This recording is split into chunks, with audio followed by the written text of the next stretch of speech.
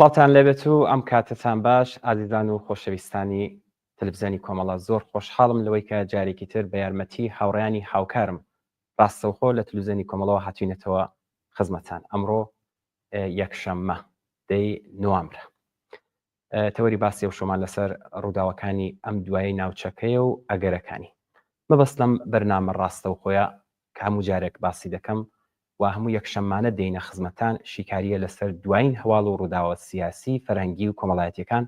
کە بە ئامادەبوونی شارەزایانی بواری جۆراوجۆر قسە و باسی لەسەر دەکرێت و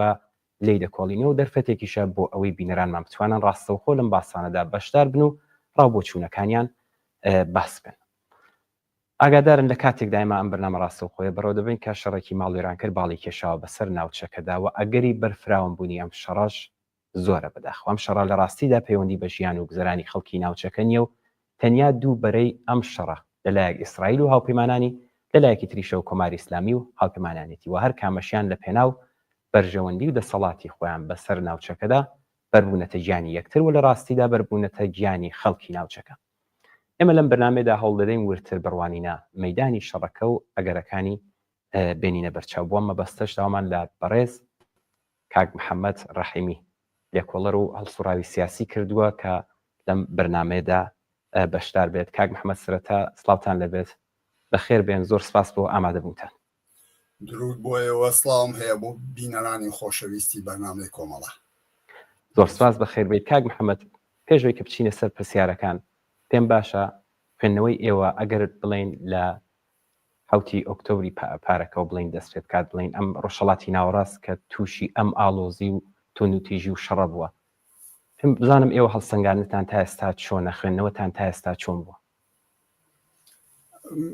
هەروەها پێم وایە کە دەوڵەتی ئیسرائیل ڕایگەیاند بوو کە وەکو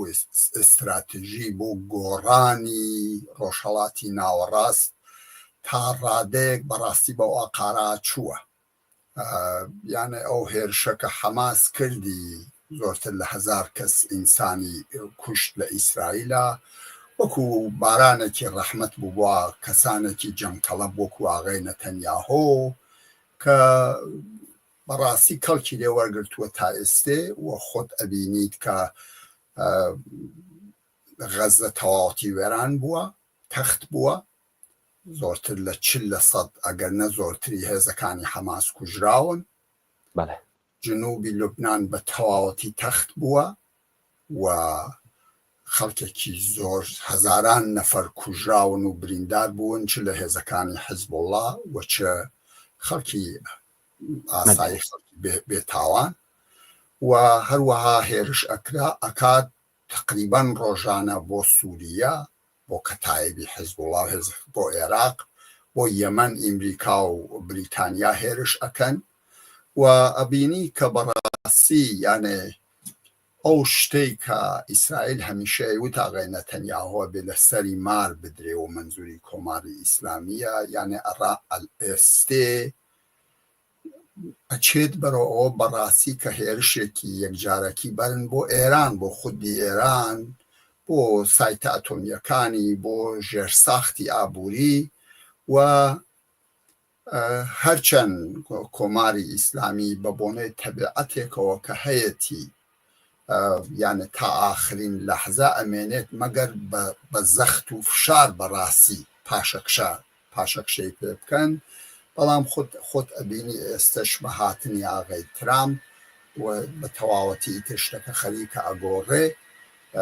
وا دیارە ترامپ دەستی نەتەنیاهۆ ئاواڵە دێنێ هەتا کاتێکە سوێندی سەر و کۆماریەکەی بخوات لە مانگی ژانویەی ساڵی داهاتووە بڵێن لەم مەسەڵەن 40-50 ڕۆژە کە ماوە کە هەرچی بێوێ بیکات و هیچ بەعید نییە لە ماوەیە هێرشیش تەنانەت بکرێت بۆ سایتە ئەتۆمیەکانی ئێران و بەو بۆنەوەیە کە ئێرانیش خۆی ئاماداکە بۆ ئەم مۆزوعە. کاک محەممەد ببەخش من دێمە نێو قسەکانت ئەمەی بەبوون ئەوە بێ بۆ ئێران. بەڵێ کاک محەممەد گیان من داوای لێ بردن دەکەم هاتمە نێو قسەکانت ئەوەی کە باسی ترامپت کرد لە چەند سایتێک ڕاستە ئەوەی کە ترامپ بوتوێتی لەم 8 هەفتەیە کە من تا دێمە سەرکار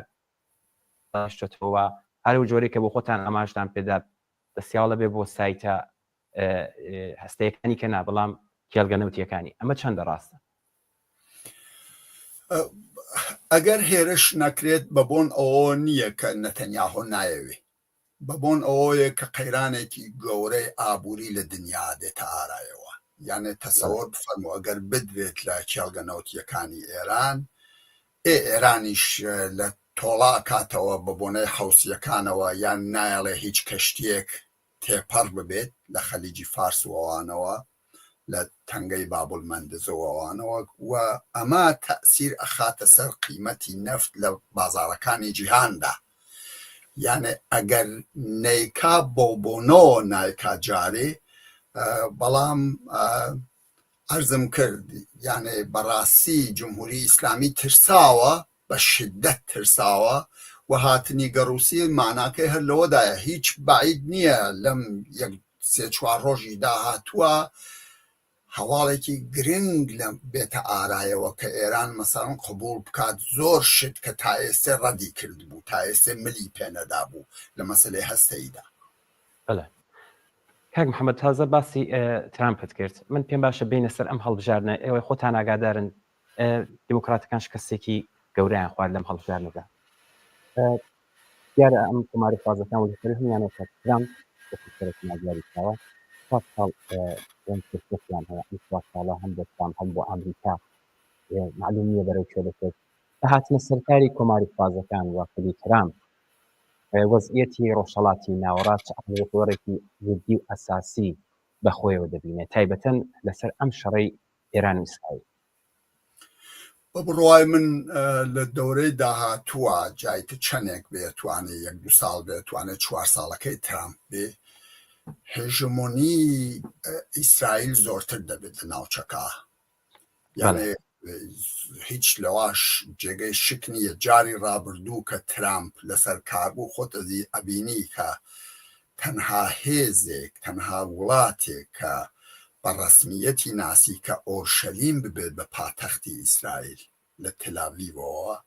ئیمریکا بوو، و تەنها ئیمریکاشە بە ئیزافێ 3-4 وڵاتی چکۆلەی تر وەکو مەسەلەن پاپوا نیو گینە، وەکو گواتمالا، وەکو هەندوراس، وەکو کۆسۆڤۆ و ئەمریکا کە سەفارەتخانەیان هەیە لە ئۆرشەلیمە. تەنانەت بریتانیا تا ئێستا قوبوڵی نەکردووە، کۆنسولگەری هەیە لەوێ. و ئێستا ئەخیرەن ئیسرائیل قانونێکی داناوە کە تەنها سەفارەتخانە قوبوڵەکات، و ئۆرشەلیم و خاکی ئیسرائیلە و هیچ قسە لەوە نییە و ئەمانە. یعنی ئەو مەسەلەی شەرقی ئۆرشەلیم کە فلستینیەکان بە سەرزەوینی خۆیانی دەزان و بە پاتەختی وڵاتەکەی خۆیانی دەزان و ئەمانە، یعنی ئەوە ئیتر لە نەزەر ئیسرائیلەوە تەواو بۆتە یاسا ئەم مەسەلە. و بە بڕوای من ترامپ کابرایەکی معاملە چییە؟ بە خسڵات لەباری مەسەڵ هەموو ژیانی وا بووە. پێم وایە لەوانەیە ئۆکراین بدات بە ڕووسیا، هەواکە خۆتان بیستوتانە، مقابلەوە ئێرانی لێ وەرەگرێت لە ڕووسیا. مەسەڵەن پێی بڵێ کە من دیفاع ناکەم لە ئۆکراین، تۆش دیفاع مەکە لە ئێران، بە هێندێک بە ڕێکەوتن بگەن پێکەوە. و دیارە لە هەواڵەکانیش خۆی ئەمە باس ئەکایتر حتمما بینی وتانەوەمانە کە ئێمە بە دوای ئەوە نین کە عەرز بە ئۆکراین وەربگرینەوە، ڕاوێژکارەکانی دەڵێن، بەڵکو بە دوایەوەین کە مزاکرە بکەین کە ئەم شەڕە تەواو بێ لەناو ڕووسیەوەینە. خب بە بڕوای من هەر لەم پەیوەندیەدا قودرەتی مانۆڕی جمهوری ئیسلامی زۆر کەم دەکات لەم دەورەیەدا، لە دەورەی داهاتووە. یعنی خۆت ئەبینیت کە لە زۆربەی ئەو وڵاتانە کە هێزی نیابەتی ڕێک خست بوو جمهوری ئیسلامی دەستی بچراوە. عەرزم کرد لە غەزەدا ئێستا حەماس 40% لە هێزەکانی لەدەستداوە، حیزبوڵڵا دوو توێژ لە ڕابەریەکەی لەدەستداوە. لە هەر ڕۆژی یەکەمی ئەو هێرشەدا کردیان بەو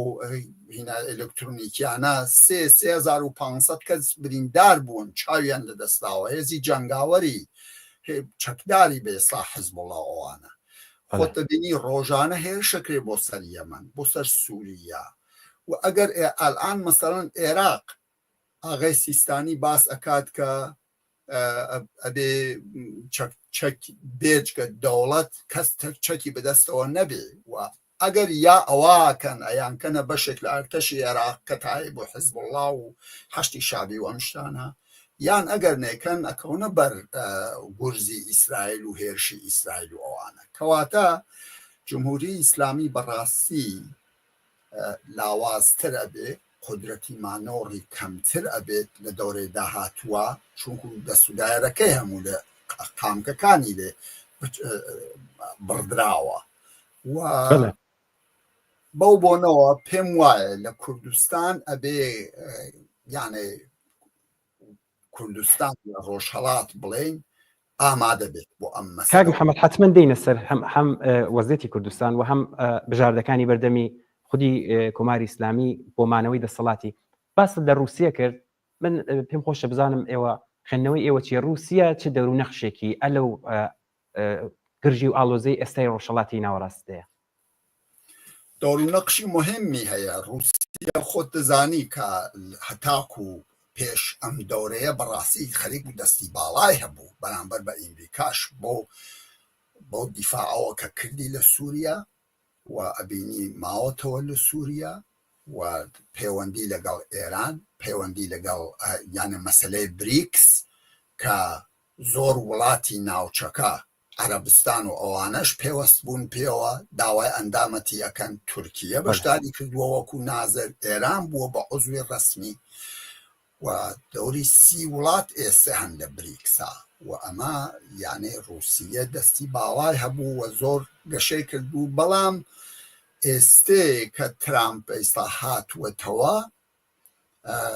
عەرزم کرد مامەلاکایتر یانێ ئەڵێ دەستبەر بدە لە ئێران دیفاعی لێمە کە ئەگەر هاتوو ئیسرائیل لێیدا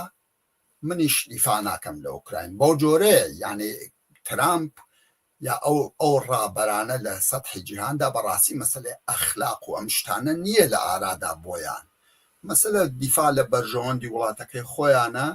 و چی بە نەفعیان بێ ئەیکەن و ئەوەیە کە هانیان دەدا و ئەوەیە ئستراتیژیەکان بەپێ بەرژەوەندی وڵاتەکانی خۆیان هەموو کەسێ وا دەکا بەداخەوە لە جیهاندا هەر بۆیەشە زۆر شت وەکو مەسەلەن فەرمو ژینگە لە هی کەستانیە ئێستێ دیسان خەریکاڵێ ماشینی سیارەی مەسەڵ ماشینی چوزانم دیزڵی هی گازایلی جارێکی تر خاتەوە ڕێگە گوێ نادا ئاغای ترامپ لەو بوارا بۆ مەسلەیە کە بچەنەوە تەسیری خراپە بۆ ژینگە متوجه عرضم هەیە یا ئەوەی کە مەسەلەن ئەڵێ 100% من تاریفەکان یا تاریف یانێ ماڵیاتی ماشێنی بەئێستا بەرقی چینی زۆر ئەەکەن یا ئەوشتانە واکو چین تۆلیدیەکە یعنی گوێ نادات بەوە ئەو مەسلەی ئەوەیە کە ئەمریکا بە قوڵی خۆی وتەنی دیسانە بهێنێتەوە سەرحاڵی بێنێتەوەمان کە چۆن زۆر لاواز بووە لە ئاستی ئەم ئابووری چوزانم استراتیژیک و ئەمانە ئەو وەکو ناسیۆنالیستێک مەسلەی بەڕاستی بۆ جۆرەیە. بەڵێ کاک محەممەد لەو ڕۆژهەڵاتی ناوەڕاست بەڕاستی دەتوانی زۆر شرۆپەی لەسەر بکرێت ینی پێش خۆشنی ئاوە زۆر بەربڵاو بێت بە ئەمە زیاتر بینەوە سەر خودی ئەم کۆماری ئیسلامی پێش ئەم هەڵبژاردنەی ئەمریکا خۆتان باش ئاگادارن زمانێکی زۆر زبر و تونتریان هەبوو هەتا باس لەوە دەکرا کە پێش هەڵبژاردن هێرشی ئەو وعدەی سادقی سێ کە بۆ خۆیان باسییان دەکرد هێرش بێتە سەر ئیسرائیل بەڵام کە دیموکراتەکان دۆڕانیان وە کۆماری خازەکان هەڵبژاردنیان بردەوە تایبەتەن کە ترامپ بوو بەسەر کۆمار کولەن شێوازی قسەکردنەکەیان گۆڕدرا خۆشتان ئاگادارن ینی نەرمونیانتر قسە دەکەن کۆماری ئیسلامی هەم بۆ خۆی هەم هێزە نیابەتیەکانی زەربێکی قورسیان لێکەوتەوە کە زوو لاوازتر بوون بە جۆرێک دوای من بەباسم لە بژاردەکانی بەردەمی کۆماری ئیسلامی کرد بۆ ئەوەی کە دەسەڵاتی بمێنێت دیارە ئەگە من بۆ نمونە بیهێنمەوە بژاردانێک بەردەمێتی بۆ خۆت باس لە هەستەیەکەی کرد کە زۆر جار ئەمی خودی بەرپرسانی باڵا و کاربەدەستانەوە مەسەلەن ئەم ماوەیە زۆر باسی چەکی ئەتۆمیان دەکرد و باستەوە دەکەن کە موشەکەکانیان قدرەتی بڵێن زیاتر بێت. دەتوانێت مەسەلەن وەکو خومینی ئەو جامەزدارەی کە خومینی خواردی دووبارە ئەمانیش هەر ئەمان شێوە تکرار بکەنەوە، یعنی بژاردەی زۆر هەیە لە بەردەمیدا دەتوانێت سازش بکات. ئێوە ئەمانە چۆن دەبینین پێتان وایە کام بژاردە هەڵدەبژێرێت؟ دیارە دەتوانێت سەرکوتیش بکات کە تا ئێستا کردوویەتی دەستیدا بە ئەدامکردن دامەکانی زیاد کردەوە، دەتوانێت لە دەرەوە تیرۆر بکات. ئەمانە هەمووی هەن، هەموو ئەگەری هەیە. خوێندنەوەی ئێوە چیە لەسەرمە؟ بەڵێ تا ئێستا وا بوو لە کە ئەچوونە سەرمێزی مزاکرە، چونکو ئیشارەتێکم کەوتم ڕافایل گەروسی خەریکە دێتەوە ئێران. تا لە دەوری پێشتری ئەم شتا کە هەر کاتێکە مزاکرەیەک ئەبوو جمهوری ئیسلامی لە مۆزایکی قدرەتەوە قسەی ئەکرد، ئەو کارانەکەن خۆ من ناتوانم کۆنتڕۆڵ بکەم کە لە لوبنانەوە حیزبوڵڵا چی بکات یا چوزانم حەشتی شابی چی بکات لە عێراق یا فڵان چی بکات. ئێستەی تر ئەو شتە نییە. ئێستێ ئابووری لوبنان 13% چکۆلە بووەتەوە بەبوونم شەڕەوە. بەڵێ و ئەمە یانێ ئەرزم کرد دوو توێژ لە ڕابەرانی حیزبوڵڵا لە ناو چوون بە پەلە پەترۆ توانیان نعیم قاسم بەرن بۆ ئێران و ئەو بیکەن بە ڕاهبەرەگی نایان نەفەر نەماوەکەی تر، یانە هەر کەس جورئەتیان نەکرد بڵێن ئەوە لەوانەیە ببێت بە نایبی حەسەن نەسڵڵا، ئەوانیشیان لێیانەدا ئەویشیان نەکوشت. کەواتە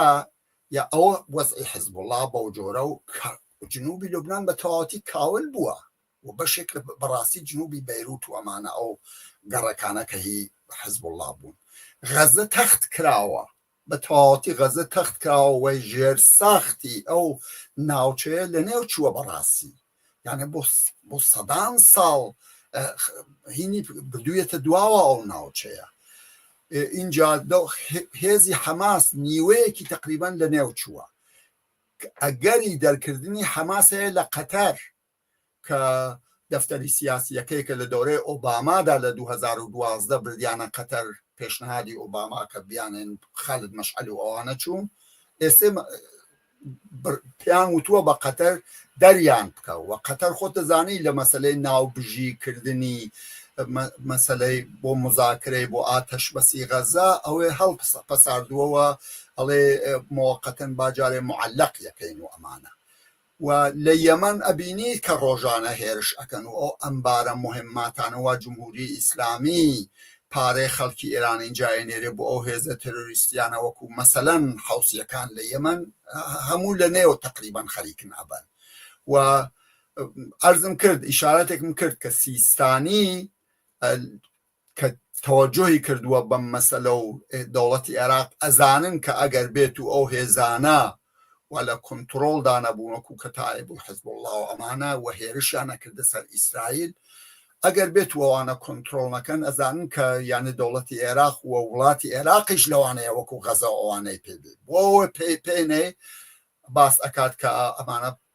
ئەبێ بڕۆنە ناو ئەرتەش و ئەمانە. کەواتە یانێ بەڕاستی ئەم شتانە سووریا هەروەتە ڕۆژ نییە ئیسرائیل هێرشە نەکات بۆ سووریا، خۆت دەزانی. کەواتە یانە ئێران ئیتر ئەو شتانێ بەدەستەوە نییە لە مێزی مزاکرا باسی بکات بڵێ ئەگەر ئێوەوانەکەنێ مەژنۆتان کۆنتڕۆلیان بکەین، چونتر هێزێک نەماوەکە کۆنتڕۆلی بکات. یانە بەڕاستی بۆ ماوەیەکی دوور و درێژ ئەمنیەتی ئیسرائیل خەریکە تەمین ئەبێت لەلایەن حیزبوڵڵا لەلایەن حەماس و ئەوانەوە. لەوانەیە تەقەیەک بکرێت لەوە 4-5 کەس بڕۆن کارێ بکەن، بەڵام ئەوانە خۆی شتێک نییە، خەتەرێکی ئەوتۆ نییە بۆ وڵاتی ئیسرائیل. کەواتە بە بڕوای من دەستی جمهوری ئیسلامی تا ڕادەیەکی زۆر لە ناوچەکە کۆتا دەکرێت و ئەو پەڕەکەی 1 تا 2 ساڵێکی تر ئەم مەسەلەیە لەوانەیە بکێشێت تا تەواوی بکەن ئەم استراتیژیە بەو جۆرە، یانێ بە تەواوی تر لاواز ببێ. جای تر ئەگەر بمێنێت جا جمهوری ئیسلامی لەو ماوە بەڕاستی، چونکو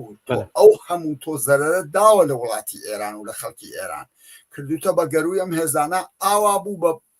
باو چوو بە ئاسمانە تەواو. یانێ خەڵک پرسیار ئەکەنی تر لە خۆیان خۆت ئەبینی ئێستا مەسەلەن چەنێ بڕێک لە بەرپرسەکان یا کابرای خەبەرنگار کە مەسەلەن زۆر بەناوبانگ دێ مەسەلەن قساکە ئەڵێ بابا ئەم هەموو شعاردانەتان چییە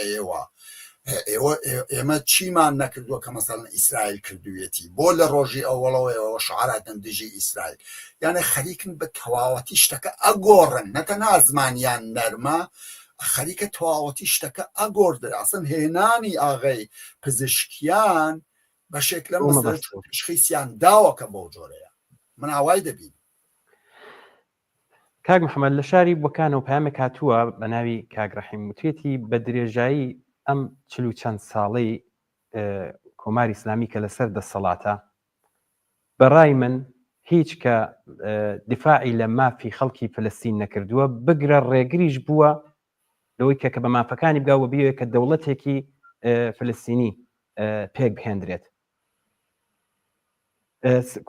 کۆماری ئیسلامی خەڵکی فلەستین مافی فلەستینی کردووە بە بیانوو بۆ سەرڕۆیی و شەڕەنگێزی خۆی. ئەمە کاگڕەحیم لە شاری بۆکان و نردوتی لەسرم پەیامی کاگڕەحیم چ قسەیەک هەیە؟ من کامڵەن موافقیم جمهوری ئیسلامی بە تەواوەتی لە مەسەلەی فلەستین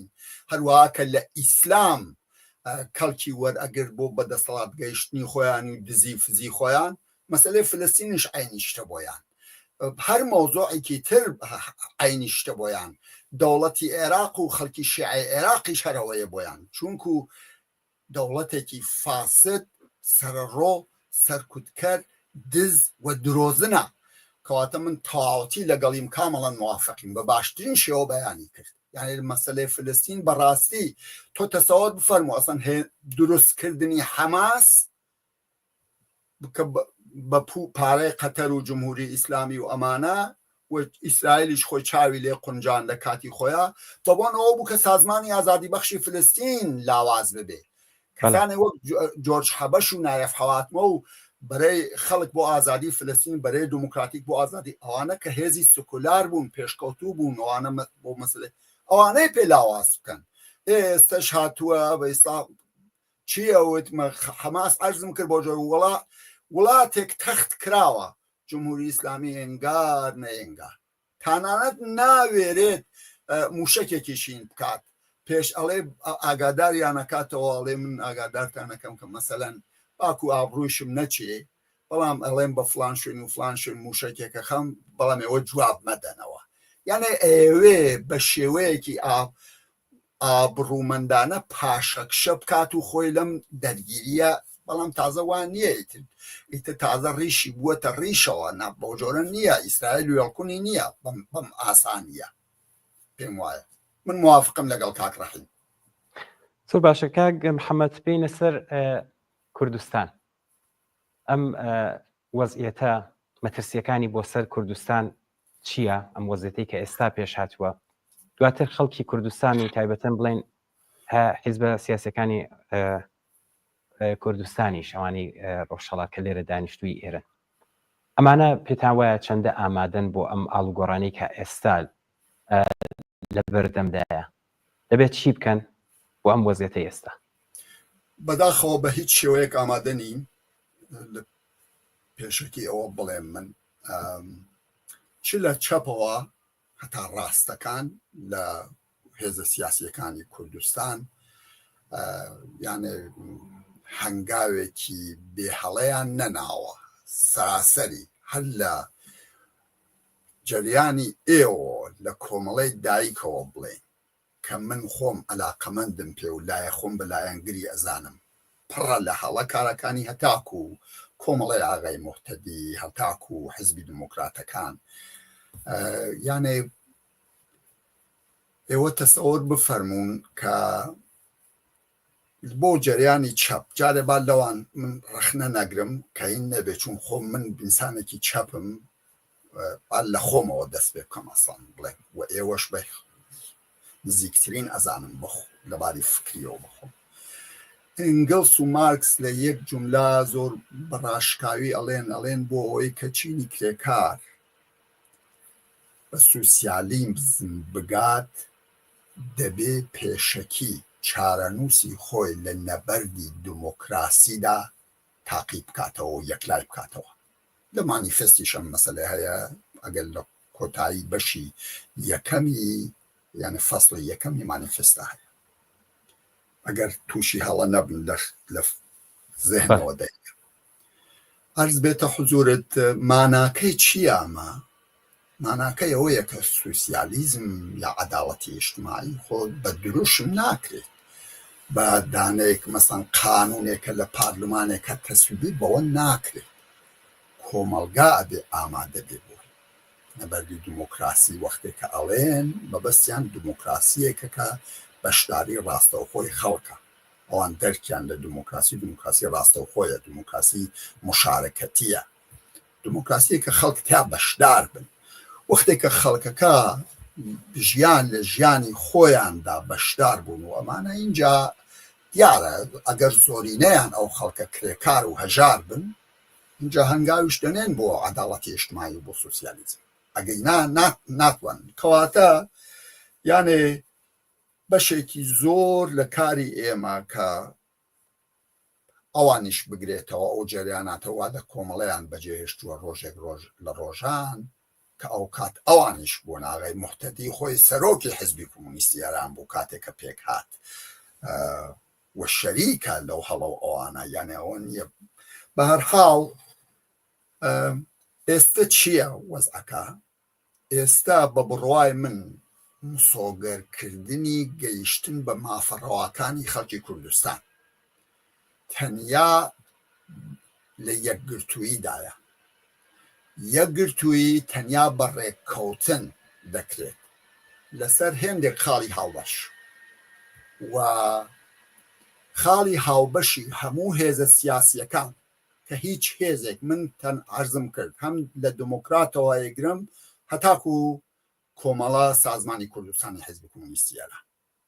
کە ئەو ڕاست بێ ئەم چەپ بێ ئەگەر بەهەرحاڵ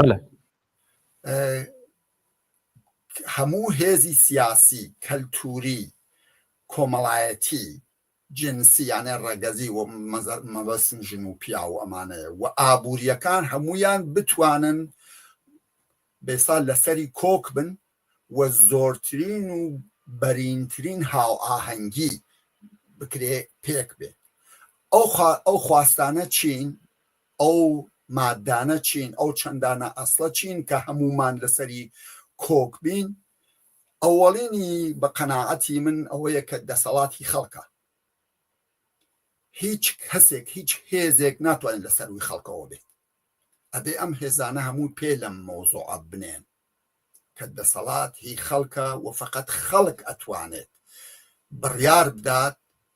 کە بۆ ماوەیەکی دیاری کراو دەسەڵات دەستی ئەم هێزا بێت یا ئەو هێزا بێت و ئەڵبەتە سنوورداریشی یەکەن سنووردار نەکەنها بۆ مەسەلەی ماوەی وتم 4 ساڵە یا 2 ساڵە یا هەرچی بەڵکو یەک هێزی سیاسی مەسەڵەن بۆ چەند دەورە بتوانێت دەسەڵات بەدەستەوە بگرێت وەکو حزبی دموکراتیکی مەسەڵەن ژاپۆن نەبێت لە 1947ەوە تا 1993 دەسەڵاتی لە وڵاتی ژاپۆن بەدەستەوە بوو مثالی ئەوێ دێنم چونکو مثالی تر هەیە لە وڵاتی خۆمان بەڵام نامنەوێت بە کەسێک بەربخوات بۆیە مثالی ژاپۆن دێنمەوەمانە کەواتە ئەووەڵین ئەسڵ ئەم ئەسڵەیە کە پێم وایە هەموو هێزەکان حزبی دموکرات ئەڵێکە ئەو زۆرینەیە و هەر وەختێک بخرێت بە دەنگدان ئەو دەنگی زۆرینە دێنێتەوە ئەوە ئیدعایەتی تر مەگەر بە پێەوە ئیدعا نەبوو کە شەڕێک هەڵگیرساوە لە کوردستان لە نێوان ئەو کۆمەڵە ئەوەیە ئەڵێ من دەنگی زۆرینەم کەواتە مخالف نییە لەگەڵ ئەم ئەسڵا کۆمەڵەی ئاغای موحتەدی و ئەوانەش مخالف نین ئێمە گەلیش ئێمەمانانیش کە تەبعەن موافقین کەواتە ئەمە شتی ئەوە ویستت شتێک بڵێ بەڵێ کاک محەممەد دیارە من زۆر دڵسۆزانەیە ئەمە قسانەی بەڕێستان بەڵام باشتر وایە کەمان ناوی هیچیانێنی هەر لایەنە سیاسەکان ئەگە باس بکرێت کە ناو نەیە تایبەتەن چون نەزانم واقعەن ئەم پلانانەی ئەو کۆدەنگیە ئەمانە کە لەبەر دەمەن دەبێ ئەم شتانە پێش بێت هەمووی بە قازانجی جوڵانەوەی خەڵکی کوردستانێت چون لە شۆڕشی ژیناتە ئەگەر خۆشتان ئاگادارن و هەموو لایەکیش باش زانێ دیارە کۆمەڵگەی کوردستان بۆ ئاگای سیاسی گەشتووە هەر هەمویان زۆر هاودەنگ و هاودڵیش بوون و ئەم داوایە کە کەمترین داواشە خەڵکی کوردستان لە حیزبەکانی دەکا پێم وابێت داوایەکی ڕەوایە و منیش ئەم قسانەی بەرزتان دەزانم هەمووی لە ڕووی دڵسۆزیەوەیە. شک نییە و ئەسەنەوە جەنبەی ڕەخنەشی نییە، بەس ئەوە بڵێم کە ئەرزم کرد کەواتە خاڵی یەکەم ئەوەیە کە دەسەڵاتی خەڵکات، دەسەڵاتی حیزبی سیاسی نییە، هیچ حیزبێکی سیاسی. دەسەڵاتی خەڵکە بۆ ماوەیەک ئەسپێرێ بەلایەنێک بۆ ماوەیەکی تر ئەسپێرێ بەلایەنێکی تر، وابێ سنوورداریش بکرێت بۆ ئەوەی کە ئەگەر ئەمان نامانەوێت تەجربەی تاڵی وڵاتانی تر لە بن گوێمانەوە کە هەر ئێستا هەیە مەسەلەن نامانەوێت ئەو تەجربانە دووپات بکرێتەوە، نامانەوێت ئەو هەڵانە کە لە سیستمی دموکراتیکی غەربی هەیە دووپات بکرێتەوە. ئەمانەوێت سیستمێک دابنین کە خەڵک ئەگەر ڕۆژێک لە ڕۆژان وڵاتەکە کەوتە مەترسیەوە تا ئاخرین قەترە حازر بن خوێنیانی بۆ بدەن. ئەوە بەس لە حاڵەتێک ئاکرێت کە بەهی خۆیانی بزانن، تۆ ناتوانی بێگانەیان بکەیت لەو دەسەڵاتە. کەواتە ئەمە پێم وایە هەموو لایەنێک لە کوردستان ئامێ قبوڵە و ئیمزایەکەن. مۆزوعی دووهەم مەسەلەی ئازادیە، ئازادیەکانە، ئازادی بەیان، ئازادی بیرروڕا، ئازادی ڕێکخستن، مانگرتن، ڕێپێوان، هەڵبژاردن، میدیا و مەتبوعات و چاپەمەنی. ئەمەش مۆزوعی دووەم دیسان هەموو هێزە سیاسەکان موافقی ئەمەن، پێم وان نییە کەسێک مخالفی ئەمە بێت. مۆزوعی دواتر بەرامبەری ژن و پیاوە، ئێوە ئیشارەتتان کرد لە مەسەلەی ژینادا، شۆڕشی ژینادا بەڕاستی هاوەهەنگیشیان کرد و جەرەخەکەی لە کوردستانەوە لێدراوە تا ئاخرین لەحزەش کوردستان هەر ئێستش زیندووە، هەر ئیمڕۆ لە کوردستانی تورکیا دروشم دەدرێ ژن ژیان ئازادی. متوجه ئەرزم هەی کەواتە مەسەلەی بەرابەری ژن و پیاو لە بواری کار، لە بواری ماف، لە بواری بەرامبەر بە یاسا، لە مەسەلەی ئزدواج و تەلاق، لە چوزانم و ئەمە ڕێکخستنی تایبەتی ژنانی دەوێت، ژنانە بێ یارمەتی بدرێن، پێشیان پێ نەگیرێ و هەر چەشنە بربەستێک بۆ ئەمە بێ وەلا بنرێت بەڕاستی کە بۆ ئەوەی کە ئەو ئازادیە و ئازادی مەسەلەی جلوبەرگ و حیجاب و ئەو جۆرەشتان. و مۆزوعی تر لابردنی هێزی چەکداری حیزبەکانە. پێم وایە تقریبەن هەموو موافقن بە سیرکردنێک بە تەجروبەی وڵاتانی تر لە بندەستمانەوە مەسەلەن لە کوردستانی عێراق ببوونەوە کە بەڕاستی ئەو دوو حیزبە نەیانتوانی و ئەرتەشێکە غەیر سیاسی بێ، هیچ حیزبێک نەبێت و ببوون ئەمەوە زەربەی زۆریان بینیوە، پشتیوانی زۆری نێونەتەوە یان لە دەست داوە، چونکو ئەم بۆ خۆیە کێشێ ئەو بۆ خۆیە کێشێ، هیچ هینە هێزێک نییە کە چاوەدێری بکات، فەساد زۆرتر ئەتوانێ ببێت. و بۆ بوون کەواتە مەسلەی نەهێشتنی هێزی چەکداری حیزبەکان و مۆزوعی نەهاییش کە دیسان وەکو پێشنیار من ئەتوانم بیڵێم جیاکردنەوەی مەزهەبە لە دەسەڵاتی سیاسی کە دیسان ئەم مۆزوعە پێم وایە جێگای قبول ڕەزامەندی هەموو لایەنێکە، بە ئیزافە مەسەلەی دموکراسی ڕاستەقینە بە بەشداری خودی خەڵک کە عەرزم کرد. پێم وایە لەمەشدا دیسان کەسێک مخالفت ناکات لە هێز سیاسیەکانی کوردستان بڵێ ئێمە مخالفین کە مەسەڵەن خەڵک خۆیان ئەبێ خۆشحاڵیش بن کە خەڵک بەشداری بکەن، یعنی لەوا بێن ناڕەحەت بن کە ئەگەر خەڵک نێنە انتخاباتەکان یا بەشداری بکەن یا چوزانم باس بکەن لەو باسانە کە ئەکەوێتە ڕێلەباری ملیەوە لە کوردستان. کەواتە ئەو خاڵانەوە وەکو ئەم خاڵان کە خۆیان ئەتوانن حیزبە سیاسیەکان باشتری شیرین بکەن. بەڵێ خاڵانی کە خۆتان ئاماژتان پێدا هەر لە خودی بەرنامەی کۆمەڵە بۆ حاکمی لە دوا ڕۆژ لە کوردستاندا ئەمانە هەمووی خۆشتان باشتر ئاگادارن. کاک محەممەد، ئێمە کاتی بەرنامەکەشمان زۆر کەمە، بەڵام پێم باشە لە کۆتاییدا ئەگەر خۆتان ئەزانن بە شتێکی گرنگ یا قسەیە کە نەوترا بێت پێتان باش بێت باسی بکەن فەرموو. نەخێر پێم وایە هەموو باسەکان کراوە، دەورەیەکی زۆر زۆر حساسە، پێم وایە ئەمە گرنگترین مۆزوعە ئەبێ پێدا لەسەری دا بگرن هێزە سیاسیەکانی کوردستان و نەک تەنها هێزە سیاسیەکان، کەسانی تر کە هەن فعالانی سیاسی منفەرد بەشداریان بدەن بۆ ئەوەی کە هاوئاهەنگیەک بەڕاستی پێش بێت لە دەورەی داهاتووە ئەگەر نەتوانین لە دەورەیەکە کە جمهوری ئیسلامی لاوازتر ئەبێت یان لە ئەگەری ڕووخانی جمهوری ئیسلامیە تەنها ئەمەیە کە تەزمین ئەکات ئازادی بۆ ئێمە کە خەڵک وەکو گول لێمان دوور نەبنەوە بەڵکو خەڵکەکە زۆرتر و زۆرتر بێنە ناو تەنها تەزمینی ئەم مۆزوعەیە کە باسمان کرد. بەڵێ زۆر سپاس بۆ بەڕێز کاک محەممەد ڕەحیمی لێکۆڵەر و چالاکی سیاسی سپاس دەکەین کە لە بەرنامە ڕاستەوخۆم شەوی تلڤیزیۆنی کۆمەڵە ئامادە بوو. زۆر سپاس. بەڵێ ئازیزان و خۆشەویستان سپاس بەوەش کە تا ئێستا لەگەڵمان بوون دەستخۆشی لە هاوڕانی هاوکارم دەکەم و ماندوونی بوونی بانج دڵم هیوادارم کە ئازیزان و خۆشەویستان لار کوێ بن ساق و سلامەت بن هەر بژین بە شادی و کامرانی.